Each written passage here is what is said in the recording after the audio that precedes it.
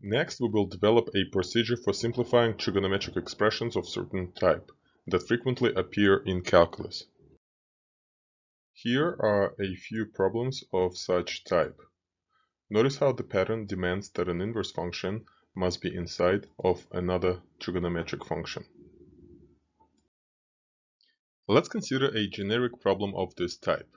There are only 36 possible combinations of trigonometric and inverse trigonometric function, so it is just a matter of time before you try all of them. So let's get started. First, we introduce theta by labeling everything inside parentheses as theta. The original expression is now very simple in terms of theta. But what do we know about theta? From its definition, we know the domain of theta and can produce the following statement. Next, we recall the definitions of both involved trigonometric functions.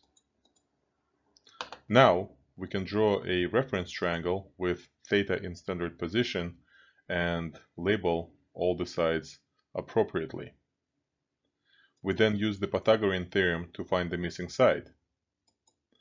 And finally, we can plug in the needed sides into the expression in question. We developed a procedure for simplifying trigonometric expressions of certain type that frequently appear in calculus. The demonstration was rather cumbersome due to its generality, so make sure to review a few examples next.